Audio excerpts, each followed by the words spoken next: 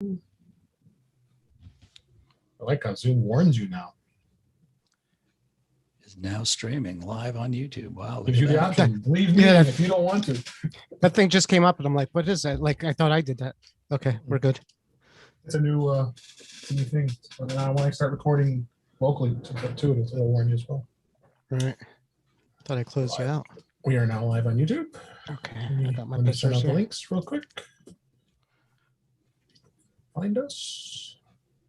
Back to the future.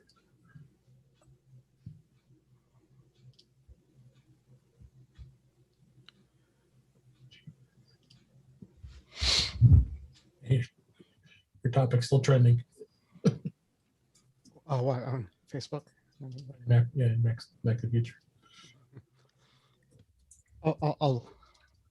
I got it. Let me know when you're ready for me. Yeah. Oh, hold on. Turn this down.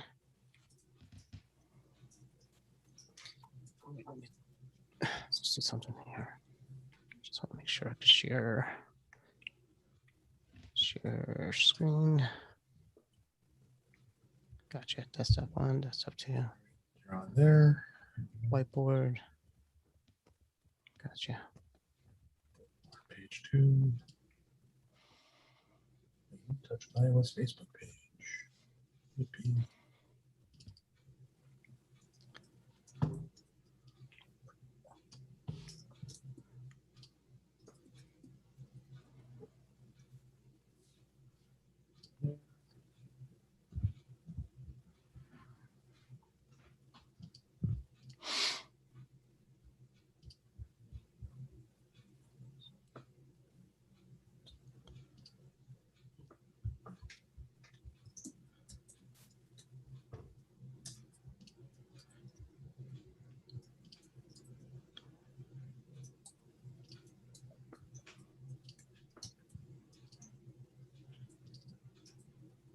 Whoa.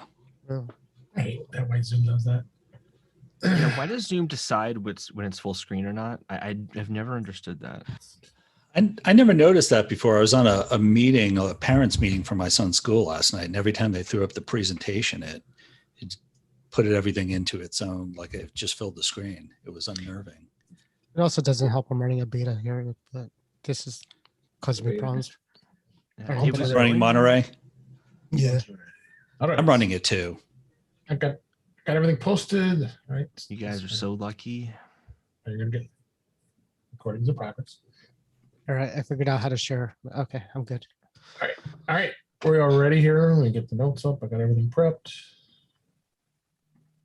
It's episode 155. And start audio hijack. There we Is that go. a plug? Should probably move my mic over so you can hear me better. What? Exactly. All right. All right. Ready to go, guys? Yep. I'm ready, Let's David. do it. In 3, 2. Welcome to episode 155 of In Touch with iOS, a podcast that talks about iPhone, iPad, Apple Watch, Apple TV, and related technologies. I'm your host, Dave Ginsburg, and my co-host, Warren Sklar, is here. How are you doing, Warren? Actually pretty good. I'm Yeah, not at the beach house on the Thursday night, so I get my that's good. I get my reel set up for now, and we'll see how it goes next week. All right. Well, we want you to be comfortable. We want you to be comfortable. But I also want to welcome back to the show Holden DePardo. How you doing, Holden? Doing well. Thanks for having me. Also back on the show, they come as a tag team here. Brian DePardo. How you doing, Brian? David, I'm doing wonderful. Thanks for having me.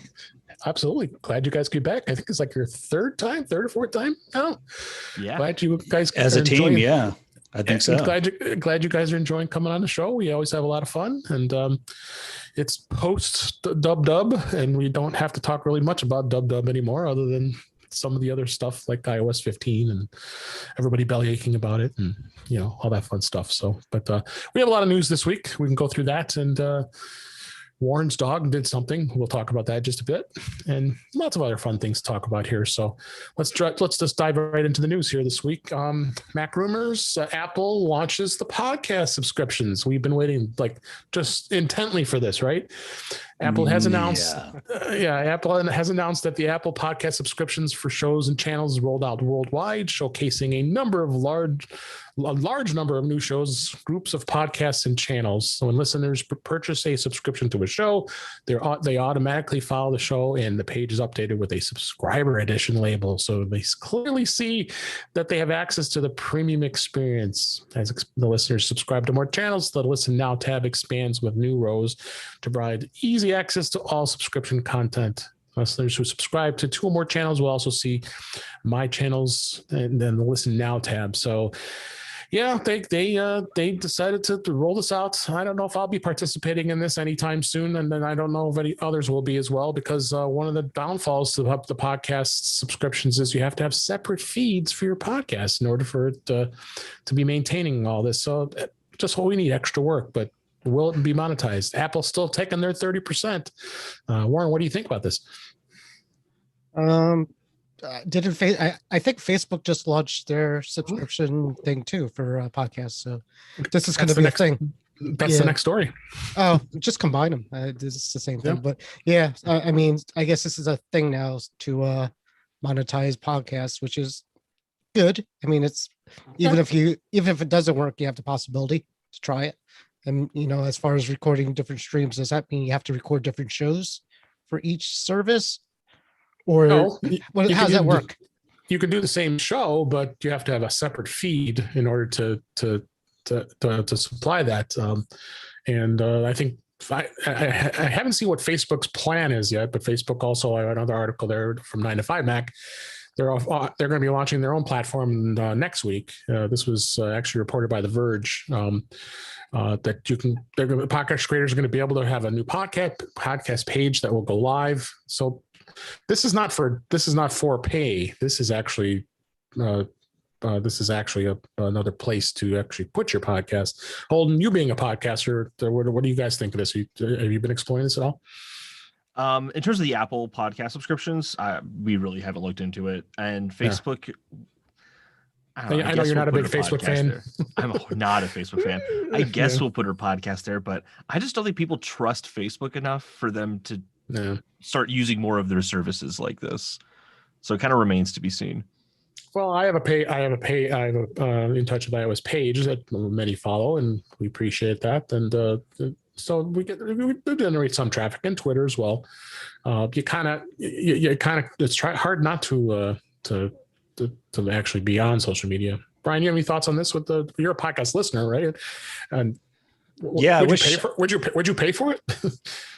Probably not, only because, with everyone still kind of working remotely, I mean, my podcast listening time was my commute, and I don't really have a commute anymore. So I have to say that I have not really been listening to any podcasts aside from this one, of course, Dave, and, Holden's podcast. And, so probably not, although I'm kind of interested to see how it plays out.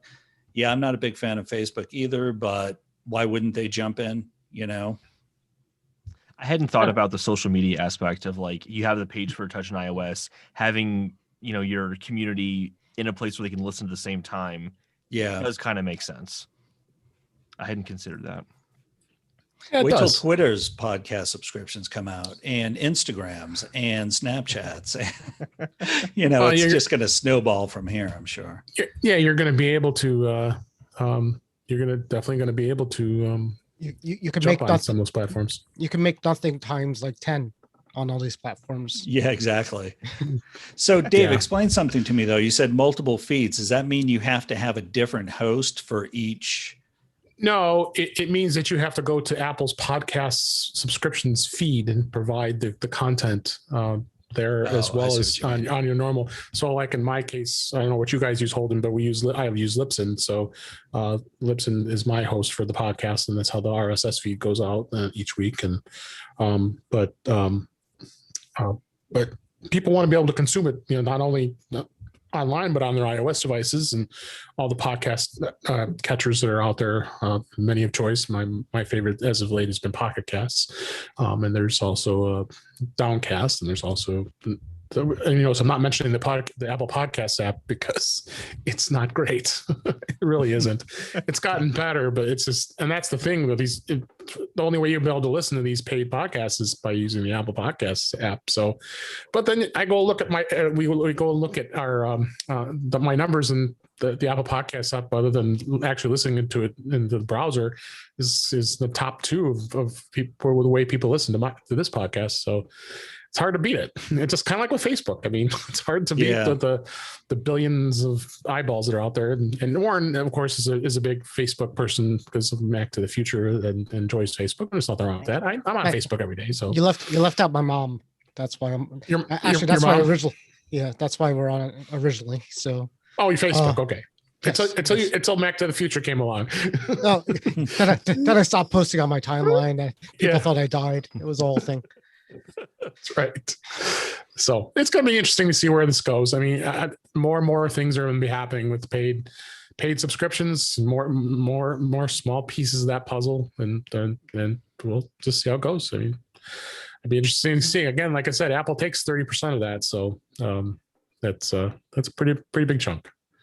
What bugs me is that they also charge $20 a year to offer subscriptions to the podcast app, which seems, why do that if you're going to take a 30% cut as well? Like, you would think the 30% cut would easily cover everything. Right. Yeah, it's $20, really? Yeah, per year. Yeah. That's messed up. Yeah. So it's going to be interesting to see where it goes, but it is Apple. The next story, Apple CEO Tim Cook, sideloading apps would destroy the security of the iPhone. Tim Cook participated in a virtual interview at the Viva Tech Conference, which is described as Europe's biggest startup and tech event. Cook was interviewed, and he was interviewed by the CEO and founder of Root, a media company that creates short-form video content.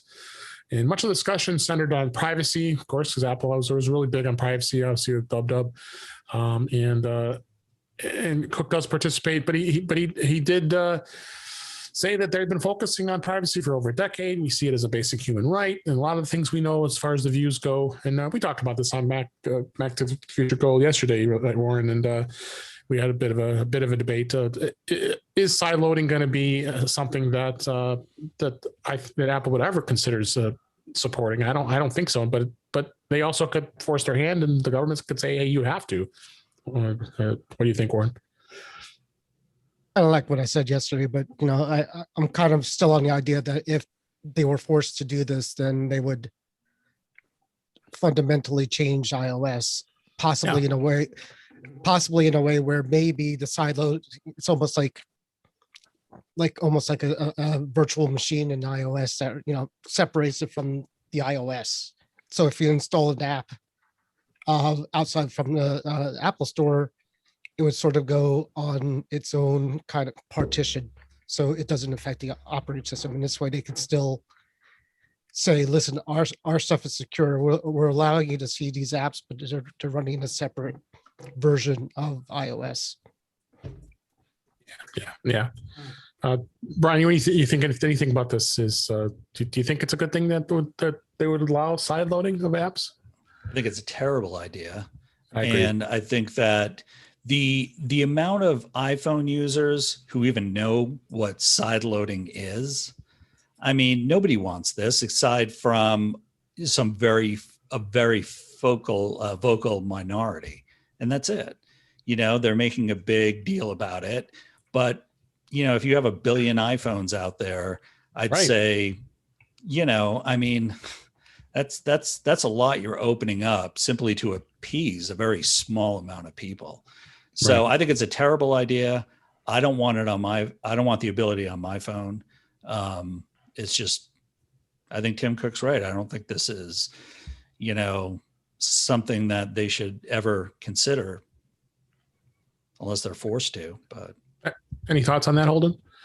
No, I mean, I 100% agree. I have an iPhone and I use Macs, Apple products generally, because I want the privacy, I want the security. And if it feels like a lot of this conversation, to kind of Warren's point, they have to fundamentally change what iOS is. So it's kind of like, well, people bought into iOS for this reason. It's the reason people get iOS is I don't have to think about it. It's going to be secure. It's going to be private, and I can feel comfortable in that. And I kind of feel like regulation saying, no, well, you can't do that. People can't buy it for that reason. It just seems very strange to me. I think there'd be a lot of backlash. I agree. Yeah, absolutely. I'd be very upset. I bought an iPhone for that reason. Exactly. And then you go back here, and then the Congress here decides they want to vote on a new antitrust package that wants 0 Apple pre-installed apps on the iPhone. Okay. Yeah. Last week, a Democratic representative from your fine home state of Rhode Island, David Cicilline. Yeah. Let me tell you about him. Yeah. Introduced a new antitrust reform legislation that would prohibit Apple from pre-installing its own apps. According to a report from Bloomberg, he's saying that a proposal prohibiting tech platforms from giving an advantage to their own products over those of the competitor would mean Apple can't swipe devices with pre-installed apps on its own iOS operating platform. Doesn't every operating system come with the pre-installed apps? Why would this just be Apple? Yeah, exactly. Yeah, it's anybody. What about the phone app? Like, what do you do? You can't pre-install the phone app. It's a phone. Yeah, you buy it, you take it out of the box, and you've got a blank screen. And everyone's like, okay, now what do I do? Can they not install the App Store on there? So it's like no Apple apps at all. So you just get a blank screen. No How phone. do you get the apps if there's no App Store? Exactly. I have been thinking about this though. Yeah. And one thing Apple could do to get around this, if their hand was ever forced, would be during the setup process, say, hey, do you want to automatically download these apps and have them installed during the setup process? And maybe even give the user the choice to select which ones they want. If you don't want the phone, it won't install. Then you just want a phone. Exactly. I do that, as Holden knows. I love talking on the phone. But as you just said earlier with this gentleman from Rhode Island, should we consider the source? Yeah, I mean, I don't want to get too political on here, but let's just say that he probably has trouble spelling his name. You know, this is his thing though. This is what he does. You know, he's a troublemaker. I think he sticks his nose into things he knows nothing about, and doesn't necessarily understand what he's saying. I mean, if you brought him on the show, I'm sure he couldn't tell you one thing about the iPhone and how it works. And I think most House representatives and senators, for that matter, probably are in that same boat. So, like I said, consider the source. Yeah. And even more antitrust complaints. Sonos has complained about Apple's restrictions on third-party Siri access in an antitrust hearing. This was on Tuesday, as we record this. Sonos is participating in a antitrust hearing on the smart home, where Sonos legal chief Eddie Lazarus has some commentary to share on the smart home market and the dominance of companies like Apple, Google, and Amazon. And of course, headed up by Amy Klobuchar, the subcommittee in antitrust of in consumer rights.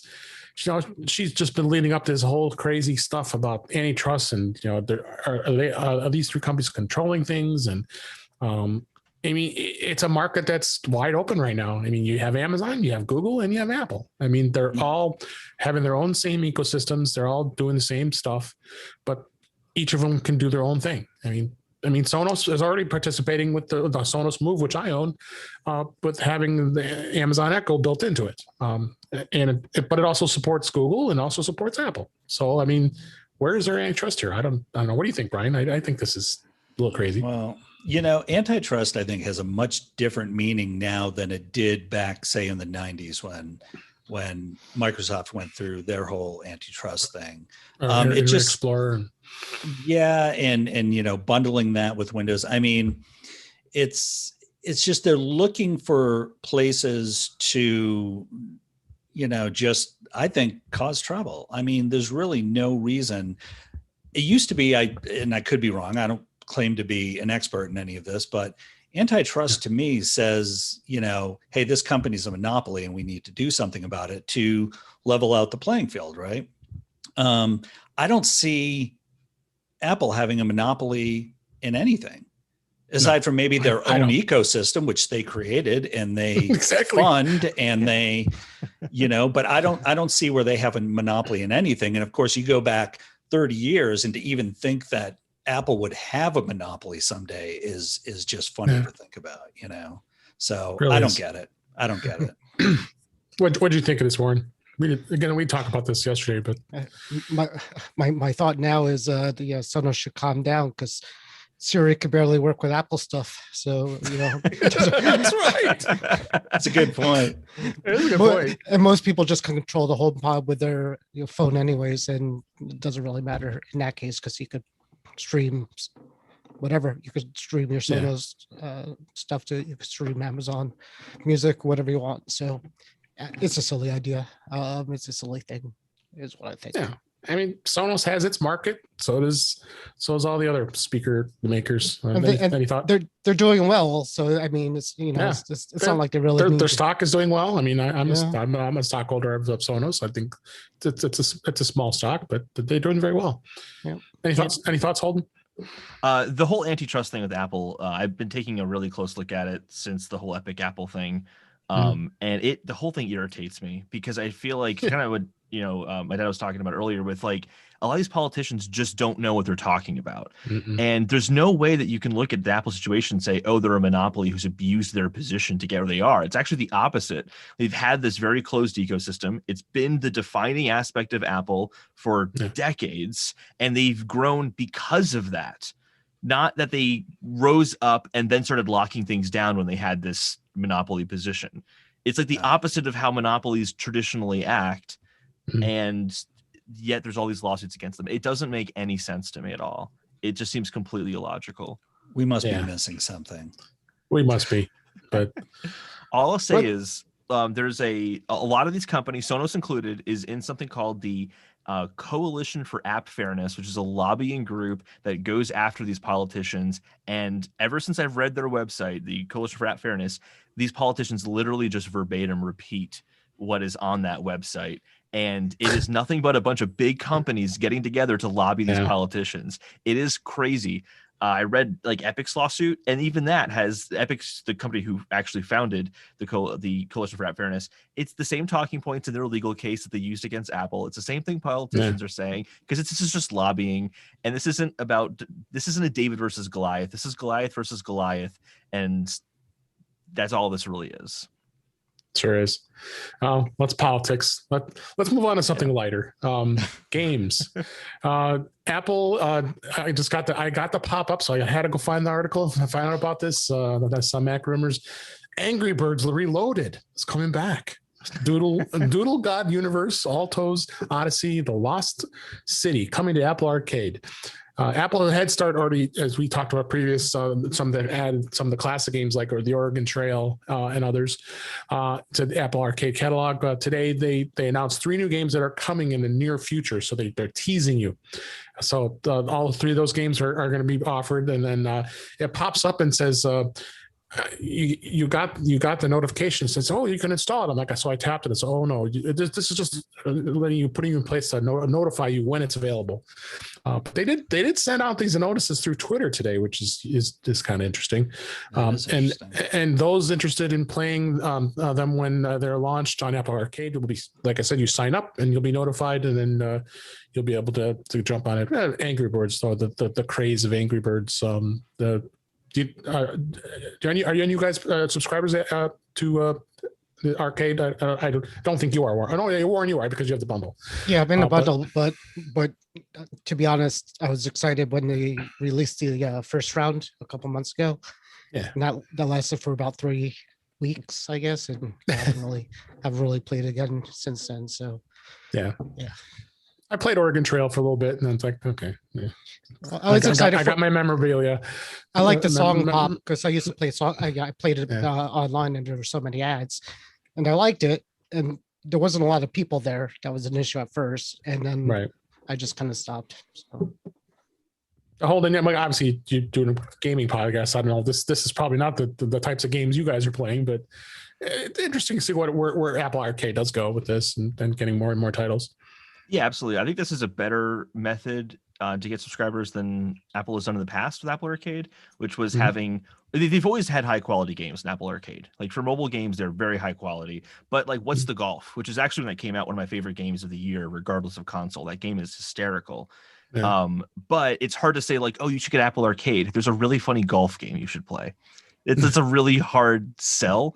But if you say like, hey, you can go back and get classics like Angry Bird or Cut the Rope, or if you don't even play those kind of games, you want a good Sudoku app, you want a good crossword puzzle app, like it's nice to have those more familiar options. And then people can kind of explore from there and find some of the other ones. I'm personally very happy that Threes is available on there because I think Threes is one of the best games ever made, not even just on mobile, but ever made. It's awesome.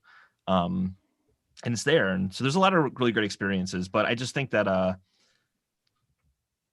I don't know. I think that people like Angry Birds in particular, I think is a little too old. I don't think it has that same pull that that some of the other apps they've brought on have. Yeah. But Brian, did you play many of these games, or you're that's not your thing? Huge Angry Birds. No, fan. you know, I used to like to play Tetris and Breakout on my Palm Pilot. Yeah, your Palm. I remember that. I was playing that. I was on my Game Boy at that point. Game Boy. Yeah, on the Game Boy. I did. I think the last video game console or device I bought for myself was in probably like 1990, the original Game Boy, and I played Final Fantasy and probably like Zelda or something. I'm talking about it turned into my Game Boy. My Game Boy was no, you didn't get that one. I got the black and white one. Okay. The black and white one, the original Game Boy. Oh yeah, yeah, with Tetris on it, and I used to see the blocks on the ceiling because I looked at it so much. Yeah. Yep. I used to work in a call center, and that's what we did. We'd sit. It was like the Queen's your Game Boy while you're waiting for calls. Yeah. Yeah. That's exactly what we do. We all bought Game Boys, and we would just sit there and play. Yep. So. But no, I don't play many games. I mean, of course, I played Angry Birds and Cut the Rope and Doodle Jump and all those back like 10 years ago. But I leave that to professionals like Holden, you know. So the new Cut the Rope they have, or the remastered Cut the Rope they have on Apple Arcade is very good, actually. Yeah, they need to get Words with Friends so I don't have to see the ads because I play that all the time. That would be a really good get for them. Yeah, it would be good. It would be for it. Yeah. Yep. But that's what they need. Like you said, they need a killer app. Really, they don't have it. Yeah. And like an Xbox has a Call of Duty, and that's why people kind of they need something that people talk about and say, listen, you have to get it for the $5 a month. Yeah, they need like an Animal Crossing or something, something like that. Mm-hmm. Or the do the Pokemon thing again and just do it better or something. Yeah. Actually, on the note of Animal Crossing, I don't think it'd be a bad idea to work with Nintendo and say, hey, Nintendo, make a game exclusive to Apple Arcade. I mean, Nintendo probably wouldn't do that because they like to keep things, they're very much like Apple, keep things to themselves. But I mean, you can go to any other mobile company and that makes good games and probably get something pretty big. Sony, I know, wants to make mobile games now. And if you get some of those Sony franchises on Apple Arcade, that could be a big seller. Right, but the problem is here that Apple's going to have to pay Nintendo to do this, and they're going to have to pay a lot of that. And then they might not be able to afford it. But that's the problem; they're still only charging. Well, just buy Nintendo. Right, they could afford it, but they're $1 trillion. But the subscription price doesn't change, so they're not making any more money in it. That's the problem. So if they did that, they would have to raise the price of the Apple Arcade. Yeah, no, you're right. You're right. So at least 3 of 4 of us here are Arcade subscribers. So sort of. Yeah, I am. I have it, but I thought maybe the kids would use it, but they don't. Part of the bundle. Yeah. Well, they have the Switch, and that's if you're going to play a game on your phone or the Switch is much more engrossing. Oh yeah. Yeah. True. So. All right, let's move on and talk about Apple TV Plus. Well, the party's over. The free trial is now reduced from 1 year to 3 months, starting July 1st. for quite a while now. It's well over a year. The Apple's giving a free 1-year trial of Apple TV Plus with any iPhone, iPad, Mac, or Apple Watch purchase, even an Apple TV. That promotion is now ending on June 30th as we record this. It's a couple of weeks away here, and Apple has updated the website to show that from July 1st on, the included free trial will be shrunk to 3 months on eligible purchases. And they've been offering different promotions and credit and all that fun stuff. But you know what, Ted Lasso, all I had to say is Ted Lasso. That show is freaking awesome. Right. It's unbelievably great. I think I'm gonna go back and watch it again. I mean, I was on there right away the first season. Yeah. You in fact, you start. I didn't know about it right away. I got you and Guy into it. I told you guys to watch it. On it. Yeah, yep. I'm like completely hooked. And then our friend Kelly Gamon's doing a podcast. They're rewatching all the episodes and spending a long hour and a half recapping each episode each week. I did it twice. I watched the series twice. So yeah, I got to go back and watch because it's good. July 23rd. But they've been very generous with Apple TV Plus, because even when we signed up, I think you got the same credit I did, Warren, is I signed up for the full bundle package, and they're giving me a $4.99 credit. Had been for the last few months after I had signed back up. So it's crazy. Like, I don't even know what I had, because between the stuff I purchased and then I did subscribe to it at one point, and then I got the bundle. I don't even think Apple knew what I had, so they were sending me money back, and I was sending them money, and it was So I'm assuming I still have it because I have the bundle at this point. So I'm sure. Yeah. So all right, so you're gonna be paying up. But you know what? We pay $29.95 for the bundle. That's the premier bundle that gives you everything, and I'm pretty happy with it. And I'm sharing with my family, so they're getting to enjoy it, and they're sharing a little bit in the wealth of it as well. So I'm not complaining. I think I'm saving about $10 a month. Yeah, exactly. With all this, because I get the 2 terabyte storage and all that other stuff. And I think I figured I'm saving about $10 a month. So yeah, for sure. So next story, Mac rumors. Go ahead. I'm sorry. I was gonna say 3 months is still a really long trial too. Like, this is still unbelievable value. Yeah. I forgot to ask if we're all getting our money's worth out of the Fitness Plus. Do you want me to flex? I'll show you that I am. Well, you look at me. I'm getting my money's worth. Have you even launched the app? That's the question. I'm scared to actually launch it, because I have launched it. It's going to be like you might be doing that. You might be wanting to do some of that Tai Chi. It's going to make me sweat just by opening the app at this point. All right, let's go ahead and move on here. Next story on Mac rumors: Apple maintains 5G market lead in the Q1 of 2021, despite the Vivo and Samsung gains. Apple shipped an estimated 40.4 million iPhone 12 devices during the first quarter of 2021. Wow, that's amazing. According to new data shared by Strategy Analytics, the figure suggests Apple has maintained its grip on the global 5G smartphone market, despite indicating a 23% dip compared to the fourth quarter of 2020, where Apple just shipped a mere 52.2 million units.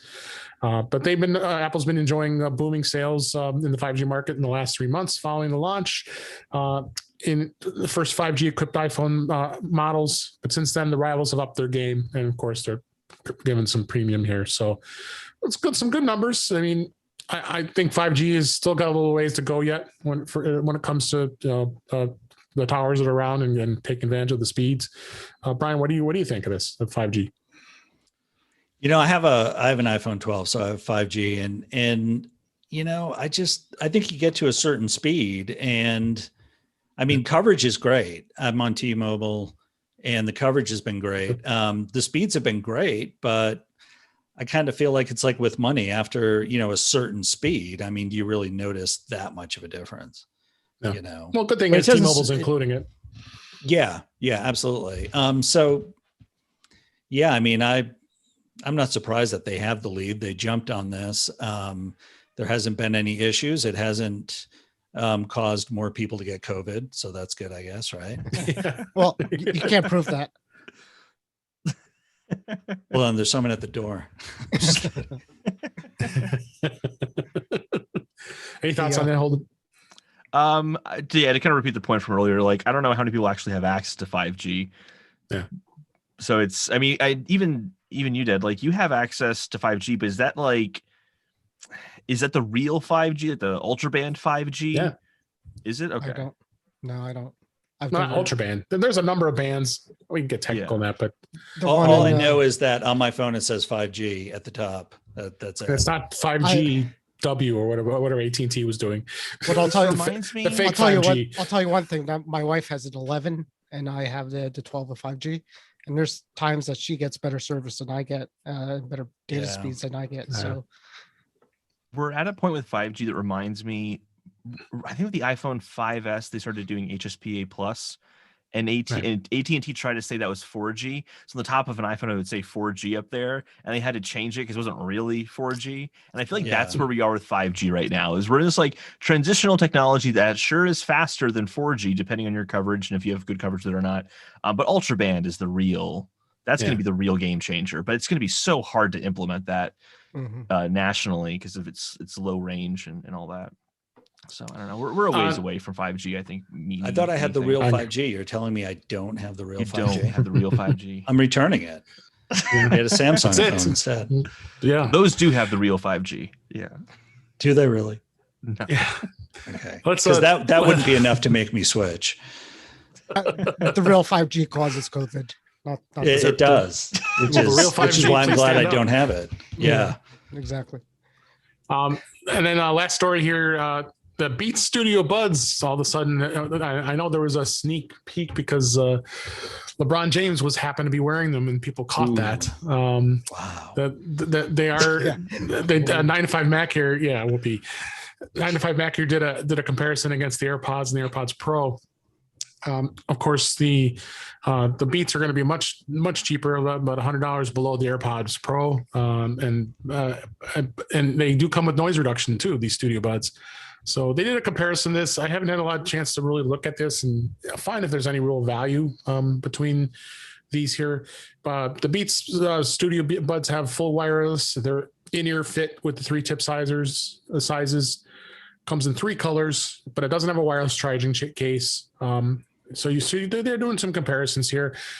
Interesting. It's, Apple's competing against themselves basically because this is their product. That's where I don't understand. I mean, at what point do they drop Beats? I actually never thought in a million years I would buy a pair of Beats, but I did because they were like, it was the Beats Solo Pro, I think it's the over-the-ear ones. Yeah. They were like dirt cheap at Best Buy, and I wanted noise canceling over-the-ear headphones, and I thought, okay, well, this is my chance to try them, and they're great. I love them, and my devices see them in the same exact way that they see AirPods. You get the same kind of pop-ups, you get the same options. Yeah. It's if you're looking at it from a software point of view, they're AirPods. That's all they are. So why the different brand names? I don't know. There is, I think, one important difference that I found in the article here is ear detection isn't. I don't know about your Solos, but at least for the Studio Buds, there's no ear detection. So if you take them in and out, they're not going to pause and play the music and do all that. Right. And they don't do the auto device switching. But outside of that, you're right. They're just basically Which I disable. I hate the autos device. Yeah, but my works. Beats, my Beats Solos do the air.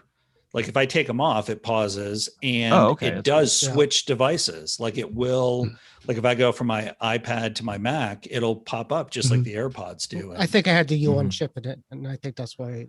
It also it charges with a lightning connector too. So all I can say is the 4 of us look pretty silly with these white things sticking out of our ears, and the new Beats have they're like fully in ear. They're fully in ear, right? And you could get them in black, and that would actually look a lot better than how we look with these. These are like, I'm a headphone crazed person. I'm looking at least 4 pairs sitting in my office here. So, and plus the 2 pairs, I have 3 pairs of AirPods here. So, wow, crazy. I have AirPods and 1 pair of AirPods Pro, but you need more ears. Yeah. So I like the little stem just because it makes it easier to take it in and out. I don't want to dig into my ear to get something. I agree. Out.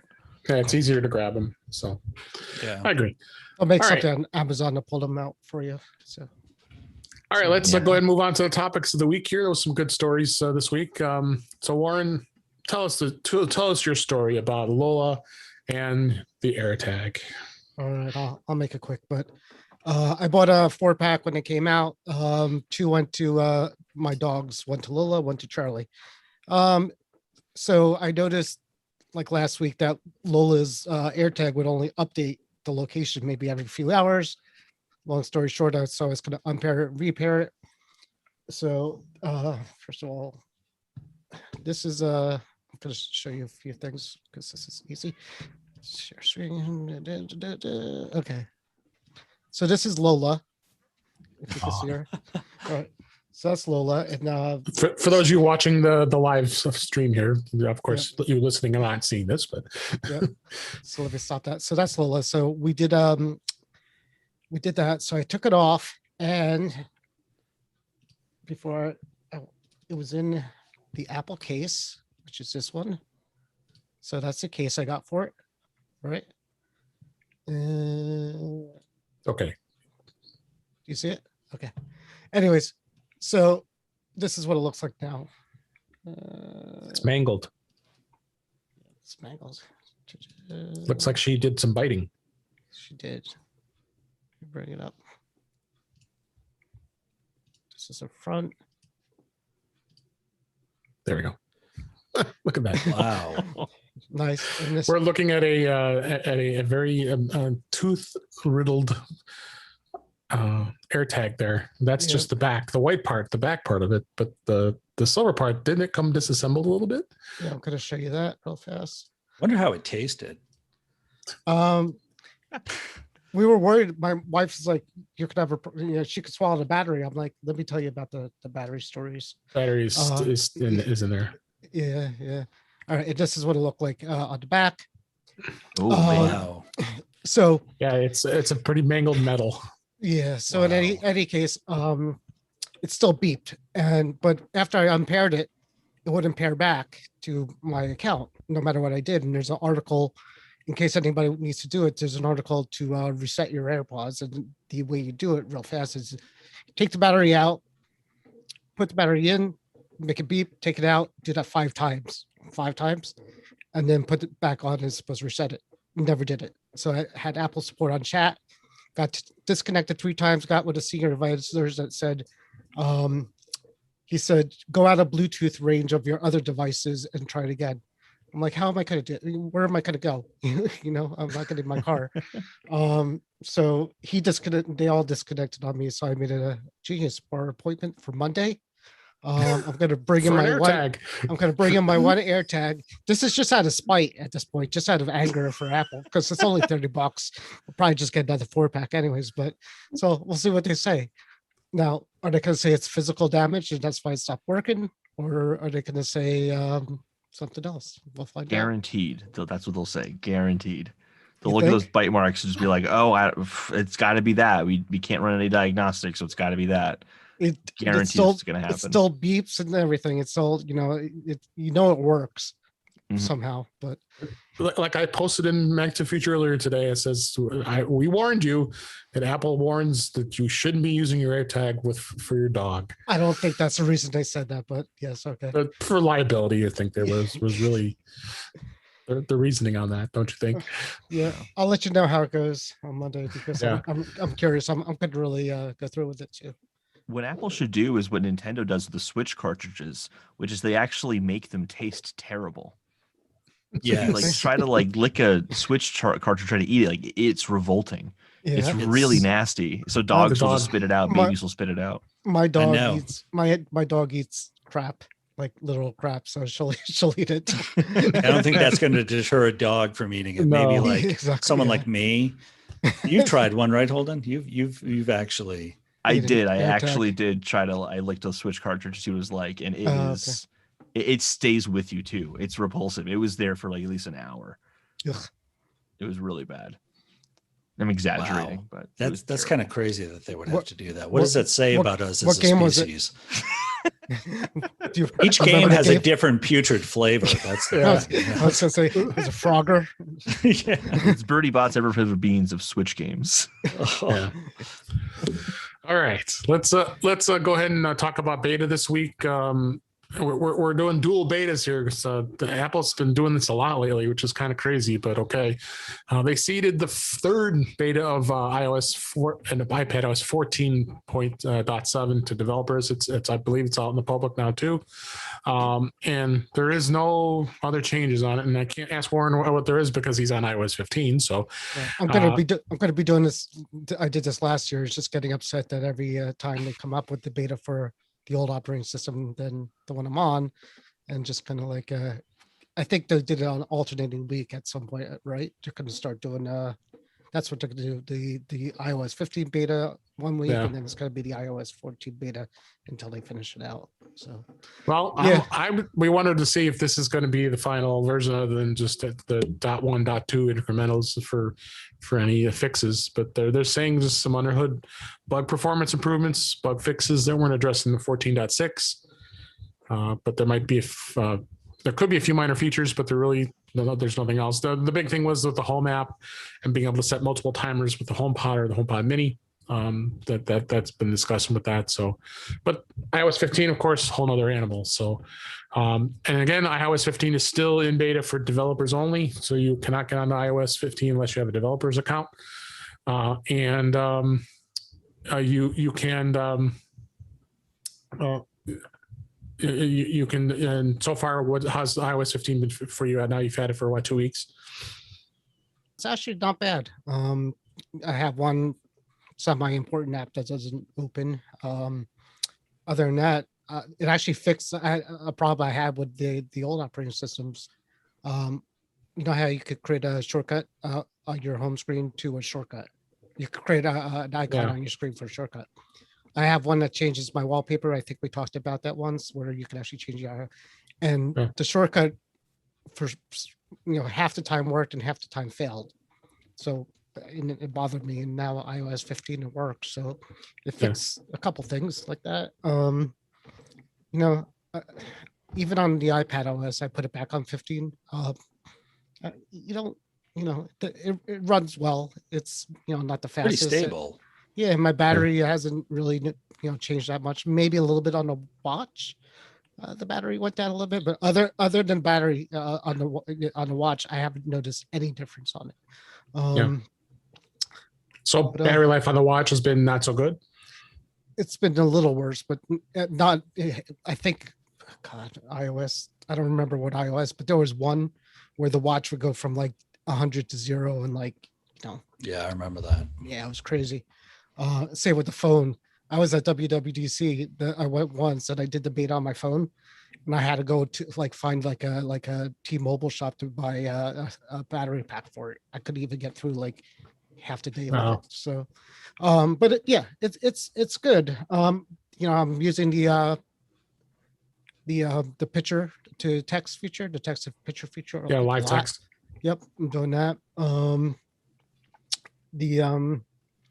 The notifications are funny. Sometimes they don't work really well. I get there's a thing now where if you leave your AirTag behind, it will tell you that you're separated from it.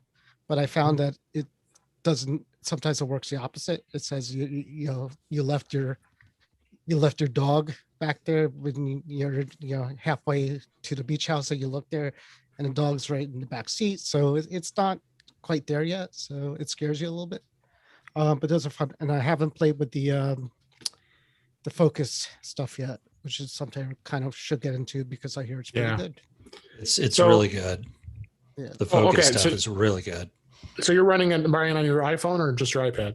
Just my iPad. I don't have it on my iPhone yet, but the focus feature is great because I use my iPad for writing mostly, or it's one of the things I use it for. And I can create a focus that's called writing, and it actually lets you create a home screen for that focus. So I have a home screen with some widgets and the apps I use when I write, and everything else goes away. It's just that home screen. And then when I take it off, everything comes back. It works really, really well.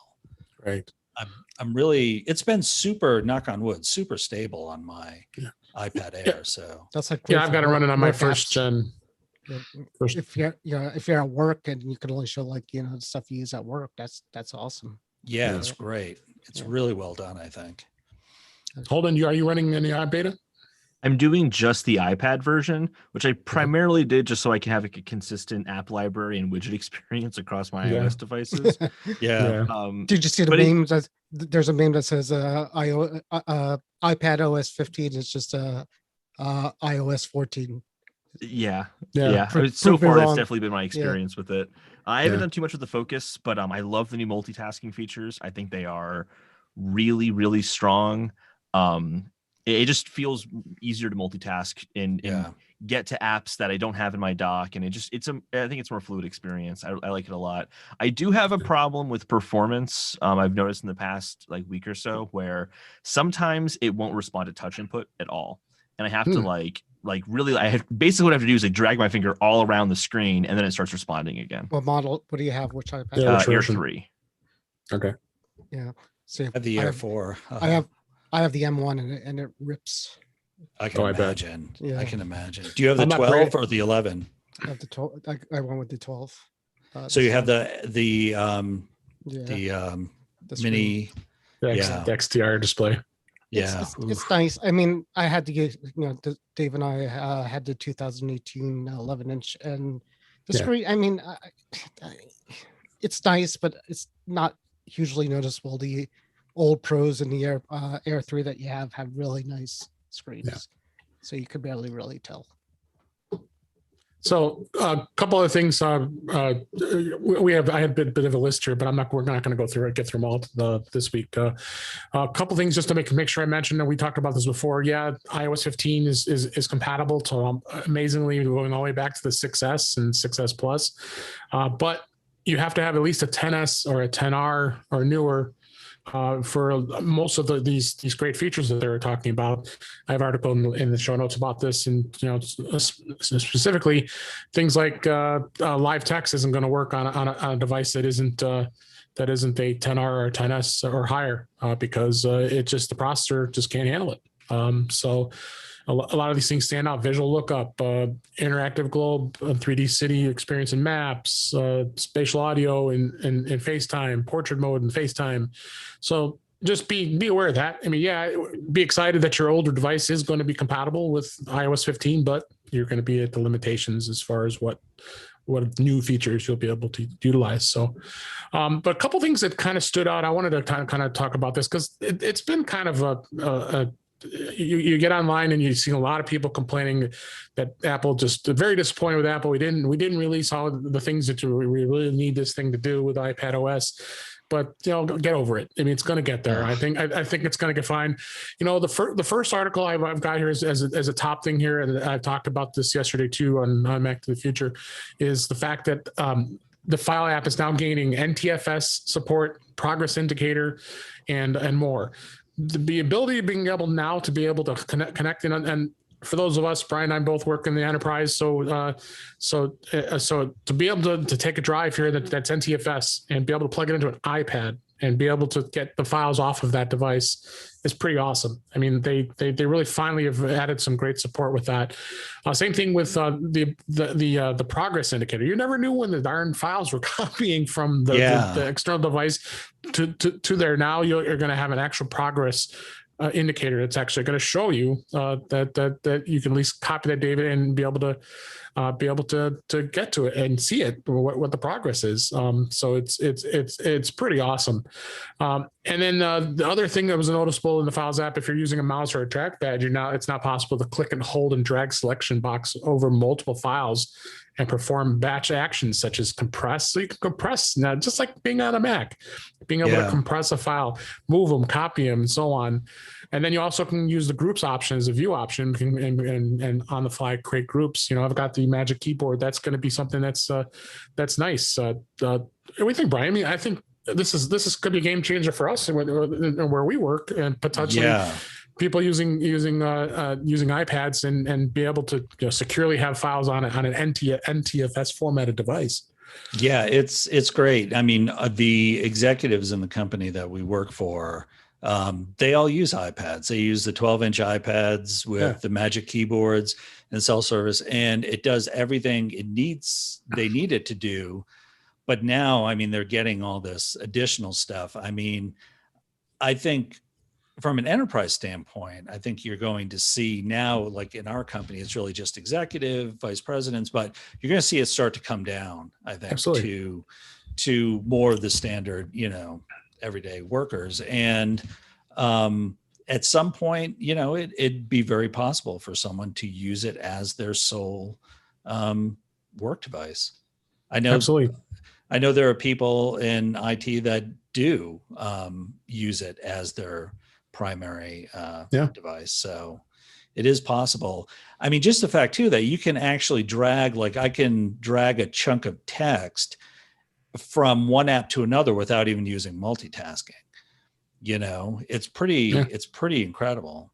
It's amazing how they've done it, and they've done it without resorting really to making it too Mac-like, Yeah.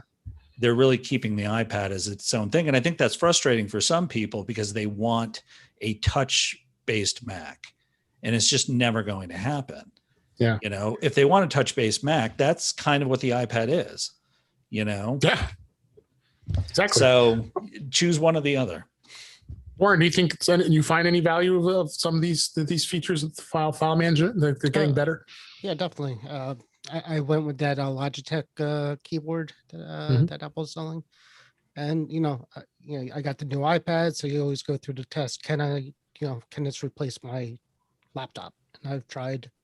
It's doing better than it has been. So it's getting almost to the point where I could probably get by on an iPad for work or life for at least a little bit more than before. So yeah, it's getting better. And we had, we talked about this on with Guy on one of the shows. Is do you want like a unified operating system? If the more the iPad turns into Mac, and the more the Mac turns into iPad, kind of too, with the way it looks and opening up iOS apps and things like that. Where's the end point? And Microsoft again tried to make one operating system for everything. It didn't work because it just doesn't. Some things just don't work right on a small screen, and that's it. I mean, if you put a Mac OS on an 11-inch iPad, is that going to really be comfortable for you? Are you going to be able to navigate that? So it has to be different. That's a good point. These commercials that Microsoft has where they try and pit the Surface up against. And I mean, Dave, you've had a Surface. I have a Surface. Holden, I think you have one too. They're really great devices. They're terrible tablets. Yep. They're just keyboardless Windows machines. And Microsoft thinks that's a great idea, but you try and use touch on Windows 10, it's terrible. Especially if you're used to using an iOS device where the targets are much bigger, the multi-touch is much more precise. It's built from the ground up, and Microsoft's style of doing things is let's take something that exists and cram this feature into it and make it work, and it just doesn't. I have a Windows laptop that could fold over now and become a tablet. I've never once wanted to do and that. It's the same thing with Chrome OS. Chrome OS is terrible as a tablet. And I don't know why they think that the compromise is good enough. It's not, as far as I'm concerned. I keep my Surface plugged into my monitor at all times. I have tried to do some code review and read over something in Visual Studio, and just by swiping through it, I don't even like reading things that way on it, and like swiping through a page. It just doesn't feel right. It feels very off. And the iPad is way better as a computer replacement than the Surface is as a tablet. Yeah, that's 100% true. And the Surface really isn't a tablet. I mean, it's not. If they want you to think it is, but it's not. Right. It's a computer with it's a computer. It's a laptop. It has it's basically, if I took my MacBook Air and was able to detach the keyboard, would the MacBook Air become a tablet at that point? According to Microsoft, it would. Yeah. Right. And also, I find the keyboards on the Surface pretty terrible too. I actually like the keyboard cover, the type cover. I love that keyboard. The trackpad is terrible, but the keyboard I think is the trackpad's terrible, but all Windows trackpads are terrible, even on ThinkPads. Yeah. But the keyboard, the feel of the keys on, I love it. Hold, do you like it? Well, so I have a 15-inch MacBook Pro from 2017, so any keyboard is better. I had that too. I'm so glad I traded that in. Yeah. I'm sorry. If you like that kind of keyboard, for the iPad, the Logitech thing I got that the Apple sells is almost a dead ringer for I like it. The Magic Keyboard case for the iPad has an unbelievably great keyboard. I love the way it feels. Yeah, I had it and I got rid of it because I like it too. Terrible. I have it. It's I enjoy so it. heavy though. It's so heavy. It is. It's thick and it's heavy, but it does its job. I think it's super expensive, maybe too expensive. Yeah, it's heavy, and then what's the point? Then at that point, what's the point of not just bringing a MacBook Air? And that's the thing I have. Like, I'm going on a trip next month, and I'm like, do I bring my MacBook Air or do I bring my 11-inch iPad? Or iPad Air? What's that? 10.9 inches or something like that. Right. It's considerably smaller, but it's not necessarily lighter. Mm-hmm. So but it's more versatile. That's the big thing, for sure. All right, we got two more quick things about what wasn't announced at the keynote, and then I want Brian the opportunity to talk about his two apps he's got picked for this week. In iOS 15, you now can have iPhone apps run in landscape mode. You were never able to do that before, finally, because you'd have to have it be in portrait mode in order to be able to view that. So you're going to have that. We have links in the show notes for this information, but check that out. I think that's a great thing. The other thing too, this really caught my eye, was the fact now iOS 15 is going to allow you to request refunds in app and not have to go out to the freaking website to have to request it. You now actually will be able to do it right from in app and report a problem. Instead of going on their website, you could do it right from the app, at the App Store, and do it, which is a great thing. So, did you have a comment on that? I thought you could do that before, though. No, I don't think so. Well, the store. So this is actually an API that actually Apple has introduced, but for allowing developers to implement a request refund option for their apps. But there was somewhere, like if you go to the account under your purchases, there was report a problem. I don't think you could do it from there. You had to go to the website to do it. Or it took you, that button took you to the website, I think, or something like that. So I kind of remember just filling something out, but I could be wrong. Yeah. Any thoughts, Holden? No, I mean, those are good features to implement. I mean, keeping things as kind of ingrained and consistent across the experience as possible is good. And so if they can offer something within an app as opposed to going outside of the app, I just think that's a better experience to the customer. Curious what the antitrust consequences of this will be.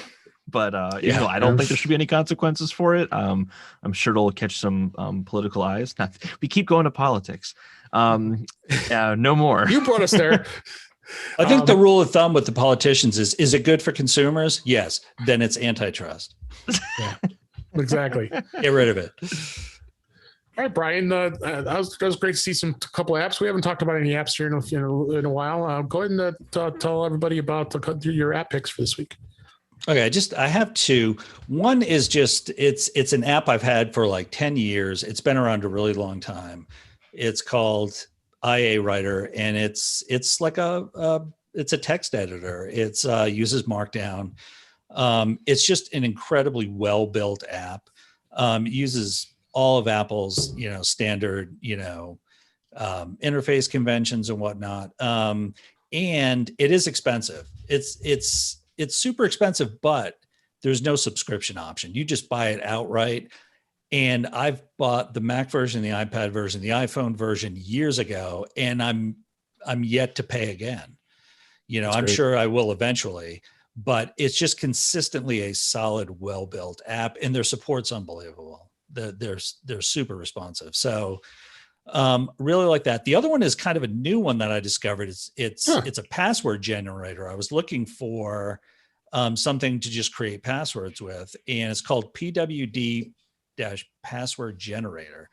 And you'll know it's the right one because it's got a really colorful icon. I see that. The color, it's a really beautiful looking app, and it's super simple to use. The good thing about it is I can generate a password on my iPhone, and it automatically goes to iCloud Clipboard, and I can just paste it into my Mac or my iPad or or into a text message and send it to somebody. So it's free, and it's 100% free. So I'm downloading that right now. yeah, I really do recommend it if because I've been going through and changing all my passwords and trying to make it so everything has a different password, a secure password. So this has been Dave, LastPass and OnePass should do that too. One password does it, but sometimes you like to have a separate independent app like this. And it's a lot easier to open this app than go into unlock my vault and do all that other stuff. In one password, right? Yeah. So it's another option. I think I like it. Do we know that this app is not taking all those passwords from and stealing them? It lists their privacy, nutrition label or whatever they call it. Data not collected. Data not collected. So I'm going to take their word for it. It's just a guy who makes it. It's not like some company. Great ratings too. His name is Sundar Pichai. I was kind of his name's Mark Zuckerberg. I was looking for a Russian name. Michael McCallum. Yeah, is the developer. That's Vladimir Putin's alias. I think. That's right. I'll make it sound very American. You use my app. Yeah, you use now. You use now. It's good. All right, guys. I actually had an app if I could recommend one. Oh, absolutely. We'll make sure we get the show notes. It's called Card Hop. It's made by FlexBits, who makes Fantastical. Yes.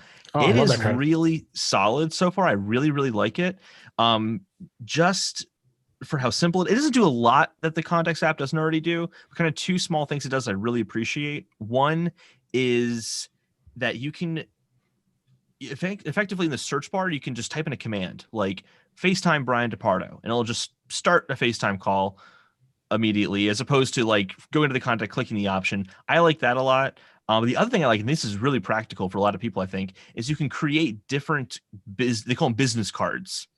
And the idea is that you have a contact app for yourself, but you'll include things in there like your address or all of your emails or, your relationships, like people in your family, people like that, and you put all these things in your contact, but you don't necessarily want to share that with everyone. So you can basically create different business cards that give you certain information to share out. Yep. And not others. I think it's a great idea. It's really simple how it works. It's good stuff. I also just like FlexBits. I think they make good stuff. FlexBits, Fantastical is amazing. They do. And isn't it like free if you already subscribe to Fantastical? Yep. Which I think is great. Yeah. So you're getting a lot for. They have it's on the Mac and iPad. It's iPad, iPhone, and the Mac. And I could swear it's part of Setup too, isn't it? In Setup, I thought it was. I don't know. What is it called? What's nice about Card Hop on the Mac is that it actually sits in the menu bar. So you can just click up at the menu bar and type in any of those commands immediately and access them. It's great. It's not in Setup. It's on okay. They have Fantastical on there though, I thought. No, I don't think so. No. They're busy contacts. Busy contacts. That's right. what they have. Yeah, right. All right. All right.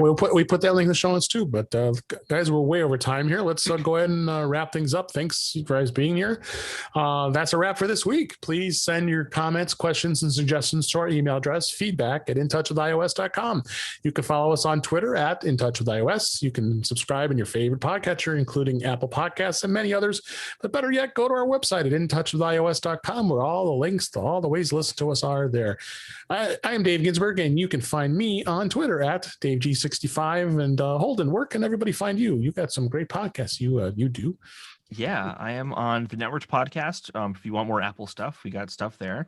I'm also on a video game podcast called Respawn Aim Fire, where we talk about video games and all that stuff. We'll have our kind of E3 episode coming out pretty shortly. And then, you can also catch me on Twitter @HoldenDePardo. All right, great. Thanks for being here. Hold on, really appreciate it. Yeah, thanks. And Brian, and you're just a freelance writer, and you're in Dallas. Yes. And you know what? You can find me on Twitter because I have one follower. So if you want to go to Brian DePardo on Twitter, yes. Maybe I'll get some more followers. Is it me or is it not me? Am I a terrible son? No, you don't even follow me. This is like some person from Russia or something like that. I don't know. I thought I was following you. No, you know what I did is I deactivated my account and then forgot to reinactivate it or whatever after 30 days. So my account from that I've had since 2007 is now gone. So And you don't even miss it. You know, no, I didn't. I don't really use Twitter, so I don't either, actually, for some reason. yeah. And Warren, thanks as always for being here. And Back to the Future, go join up that club on Facebook. The great group we got, and a lot of good people there. And was anything exciting going out there this week? No drama. All good. Talking about tech, talking about anything tech. You know, somebody even asked a question. I found it interesting. Somebody asked a question about she's traveling overseas to a different country, and she wants to know if there's a way to transfer her text messages from her cell company to email so she could get them. So we kind of talked about that. There's it's not really iMazing might be an option. Something like, but she's not going to have access. You need access to it remotely, I guess, to do that. Right? Okay. So anyways, the point is, it's not just Mac, it's not just Apple. We talk anything tech related. Oh yeah, it's a lot of fun. Come and join also us. I take the time to thank the guest. So thanks for coming. Yeah, thanks, Brian. Thanks for being here. Holden, thanks for being here as well. We really always have a lot of time. We're going to have you back again. Thanks everybody for listening. I hope you enjoyed the show. We enjoyed doing it, and we'll talk to you next time. Thanks, guys. Thank you. Great job. No, I was not watching the Yankees game while we were doing this. I didn't think so. Goodbye to the live feed. Thanks.